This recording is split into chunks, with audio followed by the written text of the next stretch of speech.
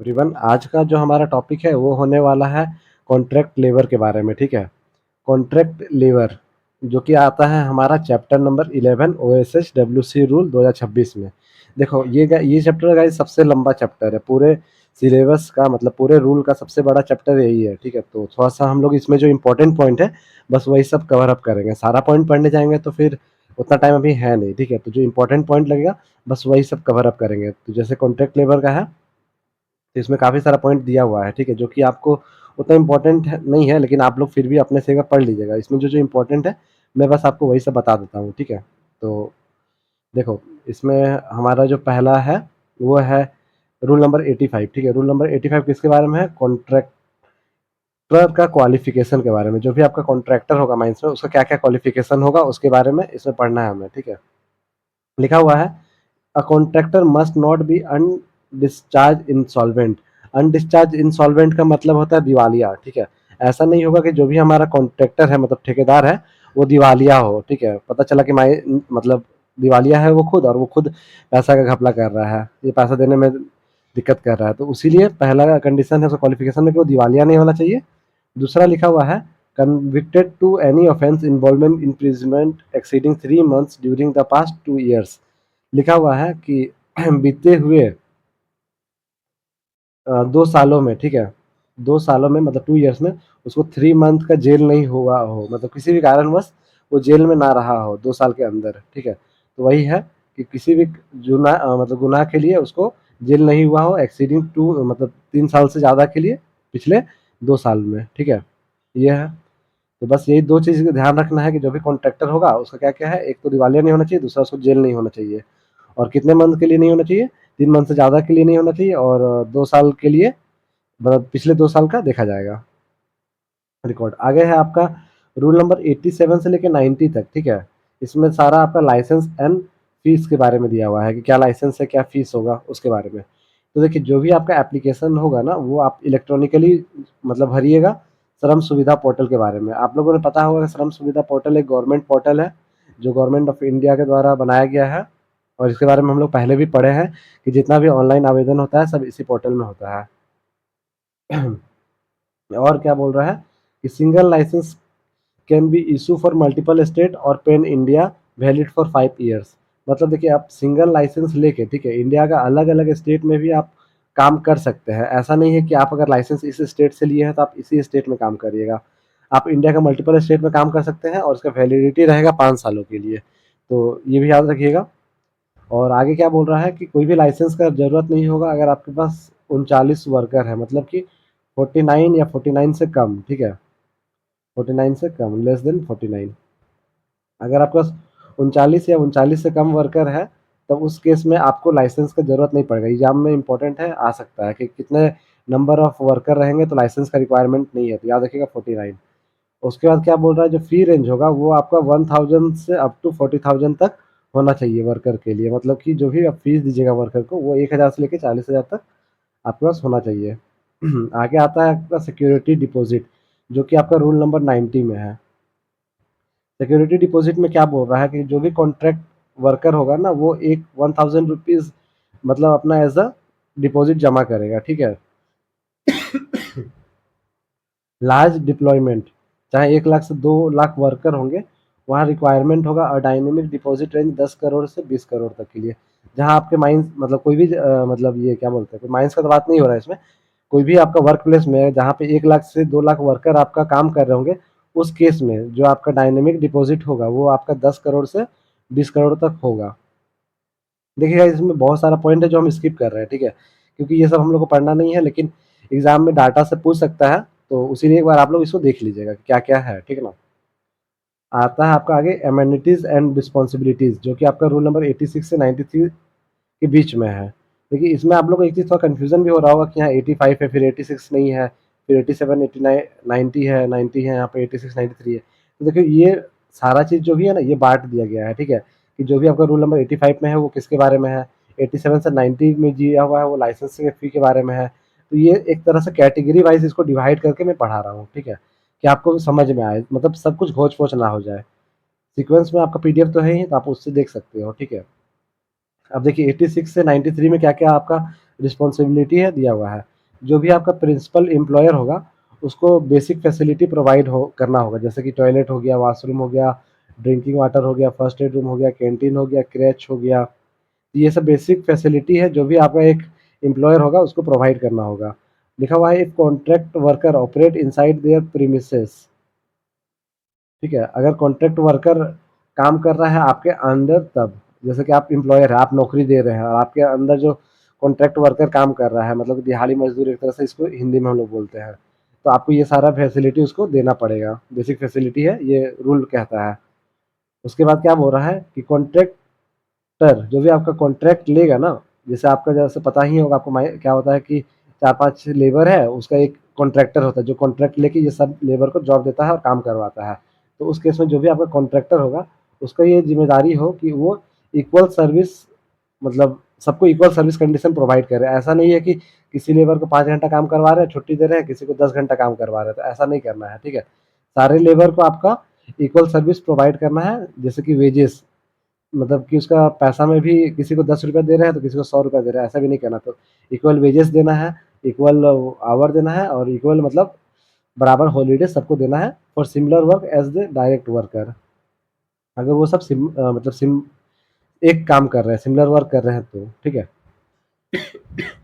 आते हैं आगे, वेज पेमेंट, ठीक है? वेज पेमेंट के बारे में क्या दिया हुआ है कि वेज वेज का मतलब होता है वही आपका पैसा, payment. Wage must be paid by bank transfer before 7 day following the wage period, ठीक है? लिखा हुआ है कि आपका जो भी आपका पैसा, मतलब कि मंथली या जो भी सैलरी बनेगा आपका वेज, वो आपका बैंक से ट्रांसफर होगा, ठीक है? और वो कब होगा? 7 दिन के अंदर, वेज पीरियड के 7 दिन के अंदर ट्रांसफर कर दिया जाएगा। अगर कॉन्ट्रैक्टर ऐसा करने में फेल हो जाता है, ठीक है? जो भी आपका कॉन्ट्रैक्टर है, वो अगर आपके नीचे जो भी एम्प्लॉई है, वो लोग को नहीं दे पा रहा है पैसा, ठीक है, 7 दिन के अंदर, तो उस केस में क्या करेगा, जो प्रिंसिपल एम्प्लॉयर होगा, मतलब कि जो इन लोग का मालिक होगा प्रिंसिपल एम्प्लॉयर, ठीक है, वो क्या करेगा, वो पैसा पे करेगा 15 दिन के अंदर और वो रिकवर करेगा किससे? कॉन्ट्रैक्टर से। तो उस केस में जो भी आपका प्रिंसिपल एम्प्लॉयर होगा वो कॉन्ट्रैक्टर से जाके पैसा वसूलेगा। ऐसा नहीं है कि सारा लेबर है आगे झगड़ा करने लगा मालिक से कि दीजिए पैसा दीजिए, ऐसा नहीं। जो भी इन लोग का एक नेता रहेगा, मतलब जो भी एक प्रिंसिपल एम्प्लॉयर रहेगा, वो जाके बात करेगा कॉन्ट्रैक्टर से, ठीक है? तो यही है इसके बारे में। तो इसमें आप अगर पीडीएफ में देखिएगा तो पीडीएफ में आपको देखिए इसमें काफ़ी सारा पॉइंट दिया हुआ है,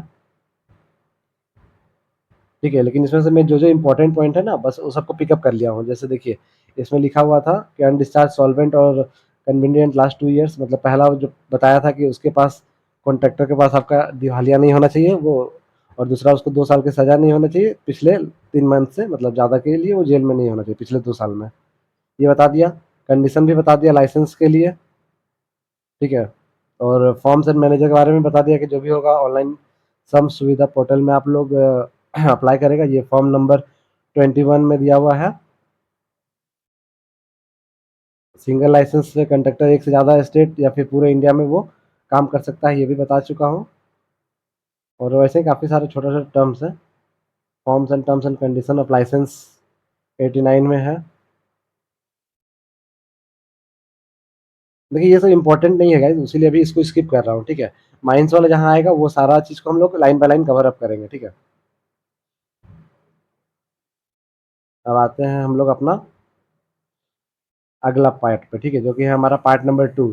पार्ट नंबर 2 किसके बारे में है? इंटर स्टेट माइग्रेंट वर्कर, मतलब अंतरराज्यीय प्रवासी श्रमिक।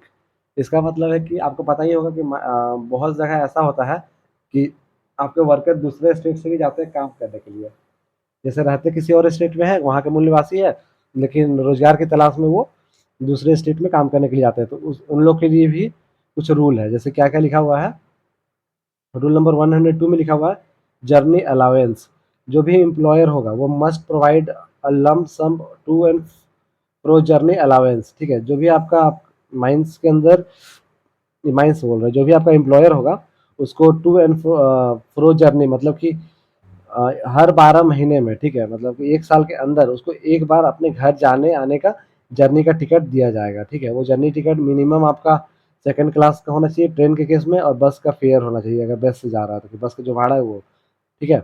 हर 12 महीने में। तो ये एक एम्प्लॉयर का बेसिक हक है, मतलब एक वर्कर का जो एम्प्लॉयर उसको देगा, ठीक है?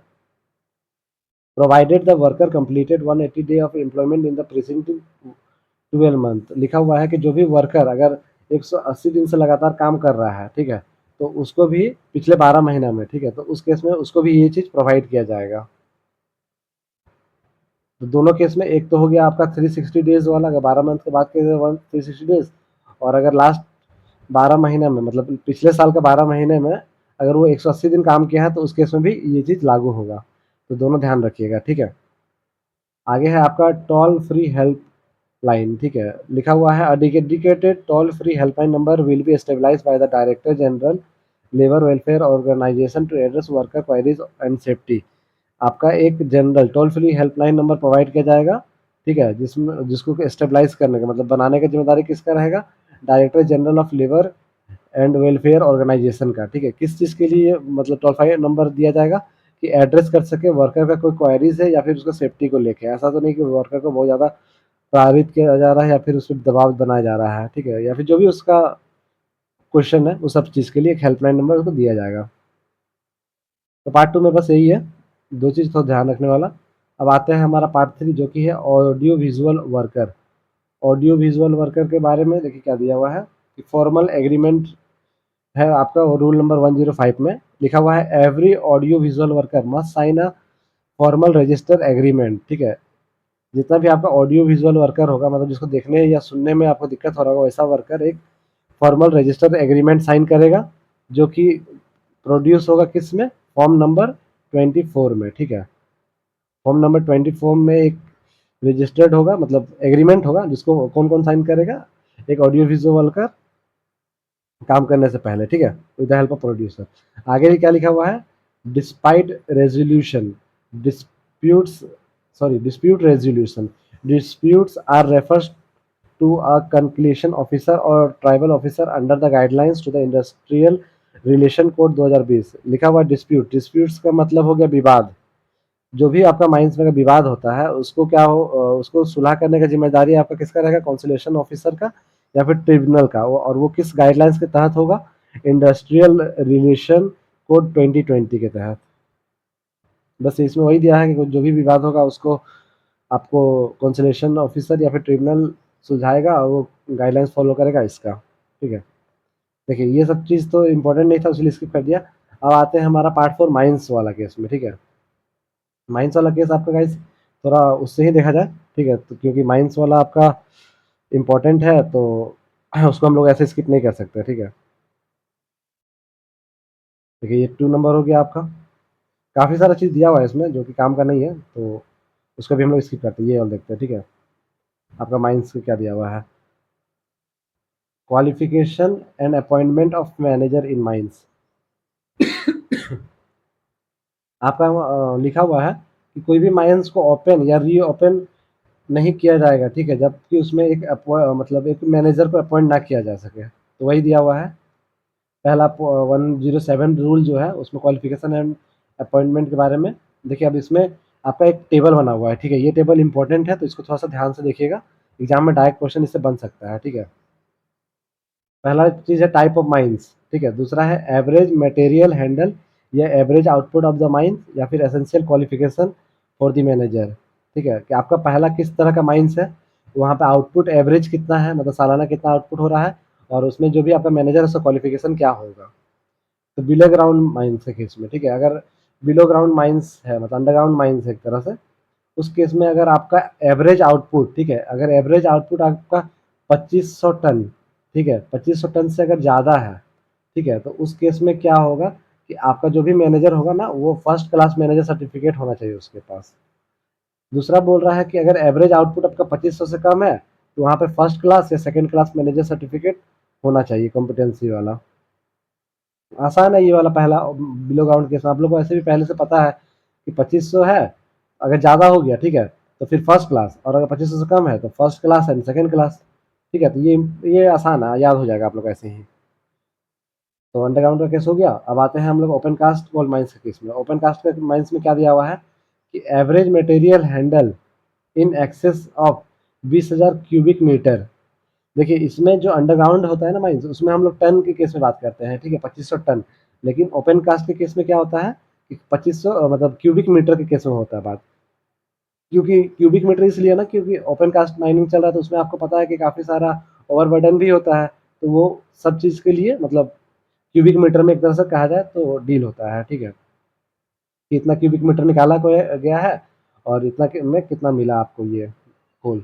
लिखा हुआ है कि अगर एवरेज मटेरियल जो भी हैंडल हो रहा है वो अगर एक्सेस हो जाएगा 20,000 क्यूबिक मीटर से, तो उस केस में आपका first class manager certificate competency होना चाहिए, ठीक है। दूसरा है first class manager of competency restricted to mines having open cast working only. इसमें देखिए दोनों चीज़ आपका मतलब कि अगर आपके पास ओवरमैन सर्टिफिकेट ऑफ कॉम्पिटेंसी है जो कि आपका दोनों के लिए होता है, अंडरग्राउंड प्लस ओपन कास्ट के लिए, तो भी आप वैलिड है, या फिर आपके पास सिर्फ ओपन कास्ट के लिए है तो भी आपका चलेगा, ठीक है। तो ओपन कास्ट के केस में आपका दोनों में से कोई भी होने से काम चल जाएगा। दूसरा बोल रहा है कि एवरेज मटेरियल हैंडल अगर एक्सेस नहीं करता है 20,000 से, ठीक है, तो उस केस में क्या क्या चाहिए। First class manager certificate competition चाहिए जो बताया, ठीक है। दूसरा हो गया वही फर्स्ट क्लास आपका ओपन कास्ट के लिए जो होता है वो second class manager of competency, या फिर सेकंड क्लास मैनेजर जो भी है ओपन कास्ट के लिए बनता है वो, ठीक है। तो आसान है ये भी, बस याद रखना है कि 20,000 से ज़्यादा है या कम है। अगर 20,000 क्यूबिक मीटर से ज़्यादा हो गया, ठीक है, तो फर्स्ट क्लास तो आपका लग ही रहा है, फर्स्ट क्लास के साथ आपका रेस्ट्रिक्टेड और अनरेस्ट्रिक्टेड बोल सकते हैं हम लोग लगेगा। और अगर 20,000 से कम है तो इसमें आपका फर्स्ट क्लास या सेकेंड क्लास मैनेज सर्टिफिकेट और साथ ही साथ रेस्ट्रिक्टेड और अनरेस्ट्रिक्टेड दोनों हो जाएगा। तो ये आसान है, ठीक है। अब देखिए बिलो ग्राउंड मेटेलिफेरस माइंस के केस में क्या होता है।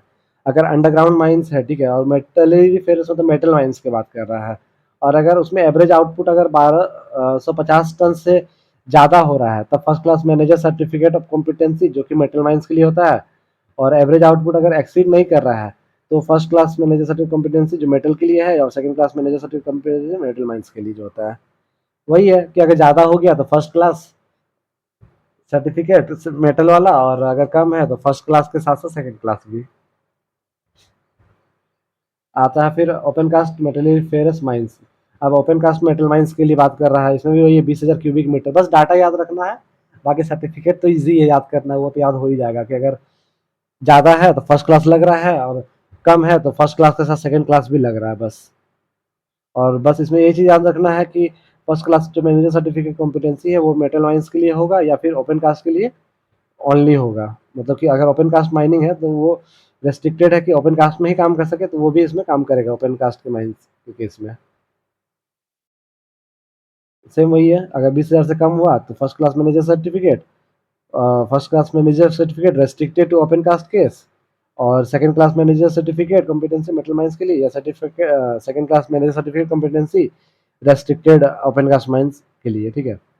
ये सब तो हो गया। अब देखिए अब आते हैं mines having both open cast and underground working, ठीक है। ऐसा माइंस जहाँ पे दोनों काम हो रहा है तो उस केस में क्या लगेगा, तो उसमें लग गया है ऑल कोल और मेटल माइंस पे लागू होगा। ऐसा नहीं कि सिर्फ आपको कोल में या मेटल में है, दोनों के लिए बोला गया है कि first class manager certificate of competency coal और मेटल एज द केस में भी, ठीक है। अगर कोल माइंस है तो first class manager certificate of coal, और अगर मेटल माइंस है तो first class manager certificate of metals.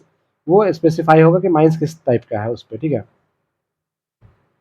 अब देखिए एक लास्ट बच गया हमारा ऑयल माइंस में, ठीक है, कि जितना भी ऑयल माइंस है उसमें क्या क्या लगेगा। तो उसमें लिखा हुआ है डिग्री और डिप्लोमा इन इंजीनियरिंग, डिप्लोमा या डिग्री आपका होना चाहिए इंजीनियरिंग में, पोस्ट ग्रेजुएशन फिजिक्स में, ठीक है। साथ ही साथ जियो फिजिक्स और जियोलॉजी और chemistry of an educational institution recognised by central state government have experience management supervision of operation in oil mines and period not less than 15 month in case of diploma engineering, 10 month in other cases। देखिए क्या बोल रहा है, अगर आपके पास degree या diploma होना चाहिए, ठीक है, या पोस्ट ग्रेजुएशन होना चाहिए फिजिक्स में, जियोलॉजी में, ज्योग्राफी में जो भी है, जियो फिजिक्स में सॉरी, केमिस्ट्री, और ये सब किसके द्वारा होना चाहिए, सेंट्रल या स्टेट गवर्नमेंट के द्वारा मतलब इंस्टीट्यूशन होना चाहिए, जो भी इंस्टीट्यूशन होगा वो, ठीक है। और आपके पास ये क्या बोलते हैं सुपरविजन ऑफ ऑपरेशन, मतलब कि एक्सपीरियंस होना चाहिए ऑयल माइंस का, जो कि आपका नॉट लेस देन 15 ईयर होना चाहिए, कि ठीक है 15 साल से कम 15 साल का एक्सपीरियंस होना चाहिए इस केस में। और अगर आप डिप्लोमा है तो उस केस में 10 साल, मतलब डिप्लोमा केस में 15 साल, सॉरी डिप्लोमा अगर किए हैं तो 15 साल, और अगर कोई और केस है तो उस केस में 10 साल के लिए, ठीक है। तो इसमें वही दिया हुआ है। उसके बाद आपका इसमें एक्सप्लेनेशन है कि एवरेज आउटपुट क्या होता है, तो यह तो आपको पता ही है, एवरेज आउटपुट जो भी पर मंथ होता है during the preceding calendar year to the total output of the mines within the specific mine boundary. ये सब इंपॉर्टेंट नहीं है, एग्जाम में सब पूछेगा भी नहीं इतना इजी क्वेश्चन। यहाँ पे देखिए लिखा हुआ है कि कौन कौन सा कोड है जो आपका अप्लाई नहीं होता किस किस माइंस पे। 50, 35, 38, 40, 41, 44 जो है आपका अप्लाई नहीं होता है, उसके बारे में यहाँ दिया हुआ है। ये भी काफ़ी बड़ा चैप्टर है गाइस, इसको भी आपको अगर आप देखिएगा ना तो इसमें काफ़ी सारा पॉइंट है जो कि पढ़ना है, ठीक है। तो ठीक है, एक एक करके कवर अप करते हैं, थोड़ा सा टाइम लगेगा। पीडीएफ से भी देखते हैं कि क्या क्या दिया हुआ है। देखिए आपका रूल नंबर 107 हम लोग अभी पढ़ लिए मैनेजर क्वालिफिकेशन में। तो इसमें क्या लिखा है, अगर शॉर्ट में अगर समरी एक तरह से बोल सकते हैं कि माइंस का है ये। Mines can not operate without a qualified manager holding a first class या फिर second class manager certificate competency coal या मेटल माइंस में granted by DGMS depending on the output and volume of material handed. ठीक है, ये एक तरह का समरी है, जो हम लोग वो पूरा चार्ट पढ़े ना उसका डिटेल समरी है, ठीक है। एक लाइन में अगर कहा जाए तो बस इतना ही कहना चाहता है कि कोई भी माइंस जो है वो आपका बिना किसी मैनेजर का नहीं चलेगा, ठीक है। और वो आपको ऐसे भी जनरली आपको पता भी है कि विदाउट मैनेजर कोई माइंस रन नहीं करता है। जो भी मैनेजर होगा वो आपका एक क्वालिफाइड मैनेजर होना चाहिए जिसके पास फर्स्ट क्लास या फिर सेकंड क्लास मैनेजर सर्टिफिकेट तो होना ही चाहिए। और अनरेस्ट्रिक्टेड या रेस्ट्रिक्टेड वो डिपेंड करेगा किस पे, ठीक है। अब देखिए आपका 107 के बाद हम लोग है आपका 109 और 14 तक इसमें दिया हुआ है। तो इसमें हम लोग एक बार देख लेते हैं कि 109 से 14 तक क्या है, उसके बाद पढ़ेंगे, ठीक है। ये जो है उतना इंपॉर्टेंट नहीं है तो इसको स्किप कर सकते हैं, ठीक है। देखिए 109 आपका आता है initial and periodical medical examination in mines, ठीक है। इनिशियल या पीरियोडिकल मतलब कि एक बार या फिर साल में, पीरियड मतलब एक पार्टिकुलर पीरियड में आपका मेडिकल एग्जामिनेशन माइंस में होगा, उसके बारे में दिया हुआ है। The employer of every mines shall make arrangement for initial medical examination of every person seeking employment in mines, ठीक है। जो भी आपका एम्प्लॉयर होगा माइंस में, ठीक है, जो भी एम्प्लॉयर होगा आपका माइंस में वो ये अरेंजमेंट करेगा कि आपका इनिशियल मेडिकल एग्जामिनेशन हो हर एक पर्सन के लिए जो भी आपका एम्प्लॉयमेंट है माइंस के अंदर, ठीक है। दूसरा पीरियोडिकल मेडिकल एग्जामिनेशन पर्सन का होना चाहिए माइंड में एनुअली, मतलब साल में एक बार पीरियोडिकल मेडिकल एग्जामिनेशन हर एक इंसान का होना चाहिए। तो ये दिया हुआ है। तीसरा दिया हुआ है कि जो मेडिकल एग्जामिनेशन होगा ना वो कंडक्टेड होगा एज फॉर्म नंबर 9 में। मेडिकल एग्जामिनेशन का किस फॉर्म में है, फॉर्म 9 में, याद रखिएगा मेडिकल एग्जामिनेशन फॉर्म 9 9, ठीक है। तो आगे क्या लिखा हुआ है कि जब मेडिकल मेडिकल एग्जामिनेशन और द एक्सरे एग्जामिनेशन और both shall be conducted at a frequent interval if the medical examination authority deems it necessary to confirm a suspect case of dust and related disease। इसमें बोल रहा है ना guys कि जो भी आपका माइंस में मेडिकल एग्जामिनेशन होगा वो पार्टिकुलर एक पीरियड में होना चाहिए या फिर एक्सरे एग्जामिनेशन होना चाहिए या फिर दोनों होना चाहिए, ठीक है। पीरियोडिकल मेडिकल एग्जामिनेशन और एक्सरे एग्जामिनेशन, और इसको कंडक्ट कब किया जाएगा, एक फ्रीक्वेंट इंटरवल में, कोई भी एक पार्टिकुलर इंटरवल में, जैसे 3 महीना का इंटरवल हो गया, ठीक है, 4 महीना का इंटरवल हो गया, मतलब वो डिपेंड करता है माइंस के ऊपर कि वो कितना इंटरवल में ले रहा है। और क्या बोल रहा है, जो अगर मेडिकल अथॉरिटी को कंफर्म अगर मिला है कि सस्पेक्ट मतलब कि कंफर्म लग रहा है कि हाँ इस माइंस में जो भी वर्कर काम कर रहे हैं उनको डस्ट रिलेटेड डिजीज है, तो उस केस में भी वो आपका मेडिकल एग्जामिनेशन कंडक्ट करवा सकता है मेडिकल अथॉरिटी, ठीक है। अब आते हैं हमारा रूल नंबर 1010, क्या चीज़ के बारे में है, एग्जामिंग अथॉरिटी, जो भी आपका एग्जाम देगा उस अथॉरिटी के बारे में दिया हुआ है। The medical examination refers to in the rule number 109 shall be carried out by a qualified medical practitioner in the employment of the employer of the mines or duly assigned for this purpose of the employer group of mines government of medical officer, ठीक है।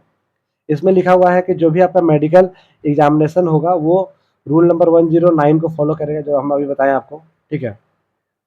और वो carried out होगा एक qualified medical practitioner के द्वारा, मतलब जो भी आपका माइंस में मेडिकल चेकअप करेगा वो एक क्वालिफाइड मेडिकल प्रैक्टिशनर होना चाहिए, मतलब कि प्रॉपर मेडिकल सर्टिफिकेट या डिग्री उसके पास होना चाहिए।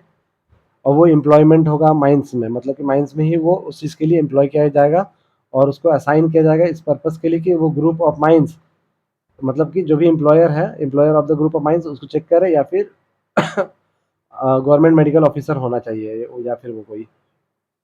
तो सिंपल से समझ जाइए कि एक क्वालिफाइड मेडिकल प्रैक्टिसनर होना चाहिए या फिर गवर्नमेंट मेडिकल ऑफिसर होना चाहिए जो कि आपका माइंस में जितना भी एम्प्लॉय है उसको चेक करेगा। तो बस वही चीज़ के बारे में, उतना इंपॉर्टेंट है नहीं ये सब, बस ये सब बेसिक चीज़ें आपको जानना चाहिए। एग्जाम में से क्वेश्चन बन भी नहीं पाएगा वैसा कुछ। इसमें ज़्यादा से ज़्यादा क्वेश्चन बनेगा तो बस यही बनेगा कि मेडिकल एग्जामिनेशन किस फॉर्म में लिया जाता है, ठीक है, ये एक क्वेश्चन बन सकता है, या फिर रूल किससे बारे में पूछेगा कि रूल नंबर 109 में क्या है, तो बस वही बनेगा। The examining authority shall be train in occupational health including international labour ये classification of chest radiology recognised by central government. ठीक है, इतना इंपॉर्टेंट नहीं है, आगे देखते हैं। 111 notice of medical examination. Medical examination का नोटिस क्या दिया हुआ है? लिखा हुआ है कि in respect of initial medical examination employer shall give at least 7 day prior notice in return to the person examine. मतलब कि कम से कम 7 दिन पहले, ठीक है, जो भी आपका एम्प्लॉयर होगा उसको नोटिस दिया जाएगा मेडिकल एग्जामिनेशन के लिए, ठीक है, 7 दिन पहले, याद रखिएगा 7 डे बिफोर, 7 दिन पहले आपका माइंस में जो भी एम्प्लॉयर होगा उसको नोटिस दिया जाएगा कि आपका माइंस में मेडिकल एग्जामिनेशन होने वाला है। और वो एक फॉर्म में होगा जो भी स्पेसिफाई होगा, मतलब जो कि स्पेसिफाई करेगा कौन? चीफ इंस्पेक्टर कम फैसिलिटेटर, ठीक है, और उसका एक कॉपी आपका इशू किया जाएगा या सेंड किया जाएगा एम्प्लॉयर को या फिर एग्जामिंग अथॉरिटी को, ठीक है। सिंपल सा गाइस लिखा हुआ है कि जो भी आपका माइंस होगा उसमें 7 दिन पहले आपको इन्फॉर्म किया जाएगा कि हाँ आपका माइंस में मेडिकल एग्जामिनेशन करवाना है। ये इशू करेगा कौन? चीफ इंस्पेक्टर कम फैसिलिटेटर, और एक कॉपी इसका माइंस में एम्प्लॉयर को सेंड किया जाएगा एग्जामिंग अथॉरिटी के द्वारा। जो भी आपका एग्जामिनेशन करवाएगा ना उस अथॉरिटी के द्वारा आपका एम्प्लॉयर लोग को भेजा जाएगा। और क्या लिखा हुआ है? इन respect of periodical medical examination the manager shell give at least 20 days before prior notice to the person examining the form to be specified by chief inspector come facilitator. तो देखिए इसमें क्या लिखा हुआ है कि अगर मेडिकल पीरियोडिकल मेडिकल एग्जामिनेशन हो रहा है, मतलब एक पार्टिकुलर पीरियड में अगर मेडिकल एग्जामिनेशन हो रहा है, उस केस में क्या लिखा हुआ है कि कम से कम 20 दिन पहले, उस केस में आपको 20 दिन पहले नोटिस आपका जारी करेगा कौन? मैनेजर, ठीक है, और वो स्पेसिफाई होगा चीफ इंस्पेक्टर कम फैसिलिटेटर के द्वारा, मतलब कि वो उसको चेक करेगा चीफ इंस्पेक्टर कम फैसिलिटेटर, वो उसका स्पेसिफाई करेगा। तो बस दो चीज़ें इसमें याद रखना है कि एक तो होगी आपका 7 दिन पहले, ठीक है, इनिशियल अगर केस हो रहा है तो इनिशियल के केस में आपको याद रखना है कि 7 दिन पहले इन्फॉर्म किया जाएगा, और आपका अगर पीरियोडिक हो रहा है तो फिर आपका 20 दिन पहले, ठीक है। तो ये दो चीज़ है जो याद रखना है, इससे आ सकता है क्वेश्चन एग्जाम में। इनिशियल के केस में 7 दिन और पीरियोडिक के केस में 20 दिन, ठीक है। आपका आगे क्या दिया हुआ है कि अ person who for any reasonable cause fail to appear for the medical examination in accordance to the notice issued by such person shall give a second notice to minimum period of 10 days in form specified to the chief inspector cum facilitated by the manager and a copy of such notice sent to this examining authority। लिखा हुआ है कि अगर कोई person किसी कारणवश अगर medical examination पे मौजूद नहीं रहा तो उसको क्या कर एक सेकेंड नोटिस दिया जाएगा, मिनिमम पीरियड ऑफ 10 डेज, मतलब 10 दिनों के अंदर एक नोटिस दिया जाएगा इंस्पेक्टर कम फैसिलिटेटर, और उसका एक कॉपी आपका क्या बोलते हैं मैनेजर आपका एग्जामिनिंग अथॉरिटी को भेजेगा। मतलब कि माइंस में अगर कैंप लगा या फिर जो भी मेडिकल एग्जामिनेशन हुआ, अगर आपका 3 एम्प्लॉय किसी कारणवश माइंस में मौजूद नहीं है तो उस केस में क्या होगा कि आपका मैनेजर जो होगा माइंस का, वो आपका एक कॉपी भेजेगा किसको? एग्जामिनिंग अथॉरिटी को, ठीक है, बस इतना ही से है। आगे लिखा हुआ है the examining authority shell inform the manager whether the person concerned has appeared for the medical examination or not within a 1 week or the date fixed for the medical examination in the second notice। और इसमें लिखा हुआ है कि फिर आपका जो भी एग्जामिनिंग अथॉरिटी होगा जो एग्जाम कंडक्ट करवाएगा, वो वापस आपका जो मैनेजर को नोटिस भेजेगा कि जो भी पर्सन है वो उस वीक मेडिकल एग्जामिनेशन में अपेयर हुआ या फिर अगले वीक हुआ कि नहीं हुआ, जो भी आपका फिक्स डेट हुआ था मेडिकल एग्जामिनेशन का सेकेंड टाइम के लिए। तो अगर मानिए माइंस में आपका एक बार हुआ, आपका कोई पर्सन माइंस में नहीं गया मेडिकल एग्जामिनेशन के लिए, फिर माइंस दोबारा कंडक्ट करवाया, ठीक है, तो दोबारा भी अगर नहीं गया तो उस केस में क्या होगा कि आपका मेडिकल अथॉरिटी जो भी होगा एग्जामिनिंग अथॉरिटी, वो आपका नोटिस किसको भेजेगा? मैनेजर को भेजेगा कि दोबारा कंडक्ट हुआ तो दोबारा आपका ये एम्प्लॉय नहीं आया। तो वही चीज़ का इसमें दिया हुआ है। मतलब बकवास चीज़ का इसमें सब भरा हुआ है। ये सब तो कहाँ, इससे क्वेश्चन भी क्या ही बनेगा एग्जाम में, बस आपको जानना है तो इसीलिए दिया हुआ है। चलिए इसमें देखते हैं क्या क्या दिया हुआ है। मेडिकल एग्जामिनेशन में क्या दिया हुआ है कि medical initial mandatory medical initial medical examination before employment. लिखा हुआ है कि माइंस में अगर आप एम्प्लॉयमेंट दे रहे हैं तो उस केस में आपको मैंडेटरी होगा कि आप प्री मेडिकल एग्जामिनेशन लें, मतलब पहले एग्जामिनेशन लें, या फिर एनुअल मतलब साल में एक बार प्री मेडिकल एग्जामिनेशन होना चाहिए एक पार्टिकुलर पीरियड में, जो कि कंडक्टेड होगा किस फॉर्म में, फॉर्म नंबर 9 में। मैंने अभी बताया था कि जो भी मेडिकल एग्जामिनेशन होता है वो किस फॉर्म में कंडक्ट होता है, फॉर्म 9 में। अब लिखा हुआ है special medical standard include ILO classification of chest radiology और डस्ट डिजीजेज एंड ऑडियोटोमेट्री। देखिए अगर माइंस में आपका जो भी अथॉरिटी है वो अगर श्योर हो जाता है तो उस केस में आपका चेस्ट रेडियोग्राफी मतलब चेस्ट जो भी होता है आपका, उसका चेक किया जाएगा कि हाँ आपका फेफड़ा मतलब डस्ट से रिलेटेड कोई प्रॉब्लम तो नहीं हो गया लंग्स में, तो उसी के बारे में है ऑडियोटोमेट्री।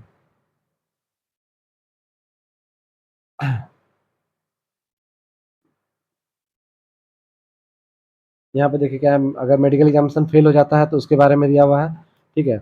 अ person who without reasonable causes fails to appear for medical lab, अगर फेल हो जाए तो उसके इसमें क्या है, डायरेक्ट पॉइंट पढ़ते हैं क्योंकि ये सब उतना तो इम्पोर्टेंट नहीं है।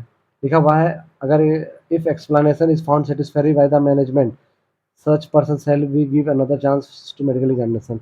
देखिए जो भी आपका एक्सप्लेनेशन आपका एम्प्लॉयर देगा या पर्सन देगा कि हम इस वर्ष इस कारण से अगर नहीं आ पाए मेडिकल एग्जामिनेशन पे, अगर वो सेटिस्फाई हो गया मैनेजमेंट, तब तो आपको मौका मिलेगा कि आप दोबारा मेडिकल एग्जामिनेशन में बैठ सकते हैं। और अगर नहीं सेटिस्फाई हुआ तो फिर आपको टर्मिनेट कर दिया जाएगा मैनेजमेंट के द्वारा, ठीक है। तो ये चीज़ ध्यान रखिएगा कि मैनेजमेंट सेटिस्फाई हो रहा है कि नहीं आपका रीज़न से, अगर हुआ तो सेकंड चांस मिलेगा और नहीं हुआ तो फिर आपको टर्मिनेट कर दिया जाएगा।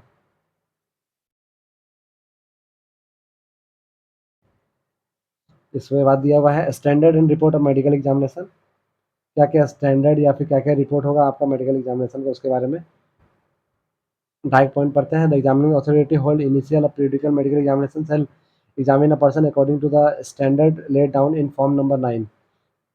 बार बार वही चीज़ आ रहा है कि फॉर्म नंबर 9 जो भी होगा उसमें आपका मेडिकल एग्जामिनेशन के अकॉर्डिंग आपका जो भी स्टैंडर्ड दिया होगा वो फॉलो होगा। आफ्टर एग्जामिनेशन, एग्जामिनेशन के बाद क्या होगा, कॉपी होगा मेडिकल सर्टिफिकेट का, वो फॉर्म 9 में इशू होगा। और एक कॉपी आपका किसको दिया जाएगा, स्पीड पोस्ट के द्वारा एम्प्लॉयर को भेजा जाएगा माइंस में जो है इलेक्ट्रॉनिकली। ये तो हम लोग पहले ही पढ़े थे कि अगर माइंस में अगर आपका एग्जामिनेशन हो रहा है तो फॉर्म 9 में आपका सर्टिफिकेट इशू होगा, एक पर्सन को मिलेगा जो आपका कंडक्ट करवाएगा, दूसरा आपका जिसका हुआ होगा उसको मिलेगा, और लिखा हुआ है कि तीसरा कॉपी मेडिकल सर्टिफिकेट का एग्जामिनेशन अथॉरिटी अपने पास रखेगा। और पीरियडिकल मेडिकल एग्जामिनेशन के केस में क्या लिखा हुआ है कि examination authority send the copy to the previous medical certificate of the person concerning back to the manager of the mines, कि माइंस के मैनेजर को दिया जाएगा पीरियडिकल मेडिकल एग्जामिनेशन होगा उस केस में।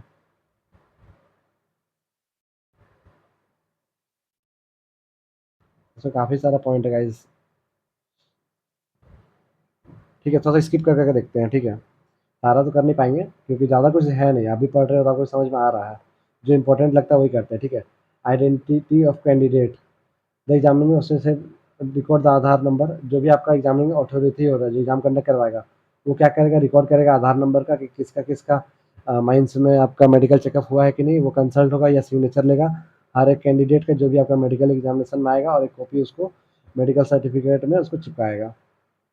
अब मेडिकल एग्जामिनेशन में वुमेन, ये इंपॉर्टेंट हो सकता है, क्या लिखा हुआ है, जो भी वुमेन एम्प्लॉय होगा मतलब कि लेडीज़ होगी उनके लिए एक फीमेल क्वालिफाइड मेडिकल प्रैक्टिशनर होगा, एक फीमेल क्वालिफाइड ऑफिसर, और फीमेल मेडिकल ऑफिसर जो भी होगा मतलब कि जो फीमेल डॉक्टर या नर्स जो भी होगी वो एक अवेलेबल होगी, क्या लिखा हुआ है, in case of female not available, अगर वो अवेलेबल नहीं होती है तो उस केस में क्या लिखा हुआ है कि the women employ shall be medically examinable by a med verify in presence of another women.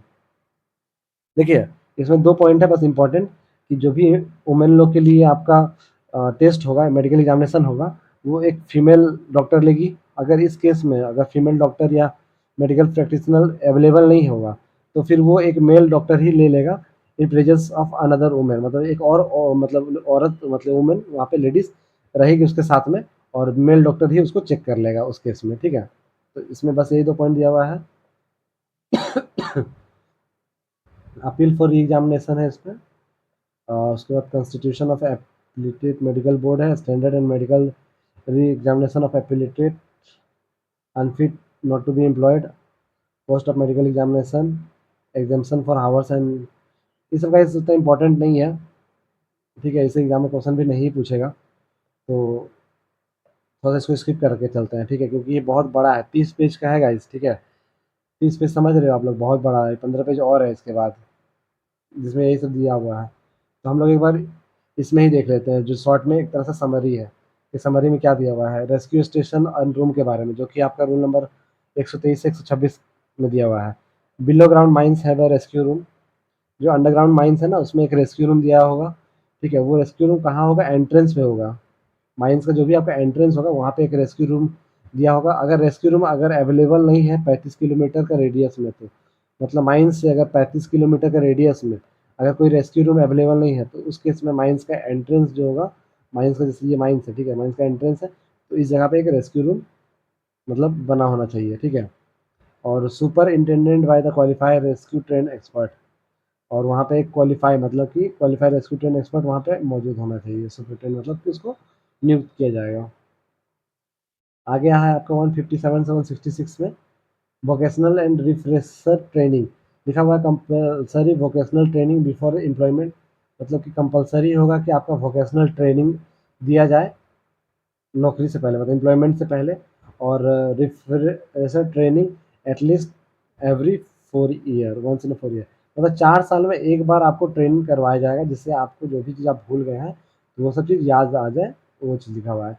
और training officer must be compliance record, जो भी आपका ट्रेनिंग ऑफिसर होगा जो आपको ट्रेनिंग करवाएगा वो इस चीज़ का रिकॉर्ड मेंटेन करेगा, बस यही है इंपॉर्टेंट। तो इम्पोर्टेंट यहाँ पे देखिए डेट है, ये इंपॉर्टेंट है, यहाँ पे जैसे दिया हुआ है 35 किलोमीटर का रेडियस, ये इंपॉर्टेंट है, रेस्क्यू स्टेशन कहाँ होगा वो इंपॉर्टेंट है, ठीक है। तो ये सब पॉइंट बन सकता है एग्जाम में, लेकिन इसमें देखिए आपको बहुत सारा चीज़ दिया हुआ है, फंक्शन क्या है रेस्क्यू स्टेशन का, ये सब तो आपको पता ही है, बहुत सारा चीज़ कि रेस्क्यू स्टेशन किस लिए रहता है माइंस में, रेस्क्यू करने के लिए, रिकवरी का वर्क करने के लिए, या रिफ्रेशर ट्रेनिंग के लिए, providing support to own rescue team, अगर मेजर एक्सीडेंट हो जाता है माइंस में तो इस केस में रेस्क्यू ऑपरेशन करने के लिए,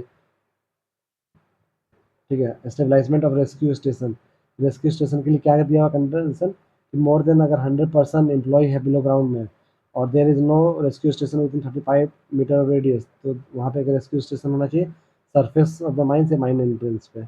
वही बोला कि अगर 100 से ज़्यादा वर्कर काम कर रहे हैं और 35 किलोमीटर का रेडियस में अगर कोई रेस्क्यू स्टेशन नहीं है, तो उसके इसमें माइंस का एंट्रेंस पे या फिर सरफेस पे एक रेस्क्यू स्टेशन होना चाहिए। फंक्शन क्या-क्या है, उसके बाद फिर एक्सपीरियंस क्या-क्या होगा सुपरिटेंडेंट का, जो भी आपका वहाँ पे अपॉइंट किया जाएगा, क्योंकि एक चीज़ है 5 साल का प्रैक्टिकल एक्सपीरियंस होना चाहिए, और फर्स्ट क्लास मैनेजर सर्टिफिकेट होना चाहिए, और not restricted to open cast working होना चाहिए, मतलब अंडरग्राउंड का होना चाहिए।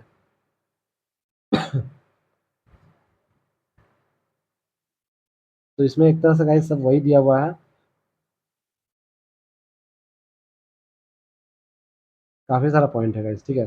तो अभी के लिए इसको आप ओवरऑल तो आपको पता चल ही गया कि ऊपर-ऊपर से जो इम्पोर्टेंट है। अगर आपको लगेगा कि इसमें कुछ और इम्पोर्टेंट जो बताना है, तो आप लोग कमेंट कीजिएगा, ठीक है।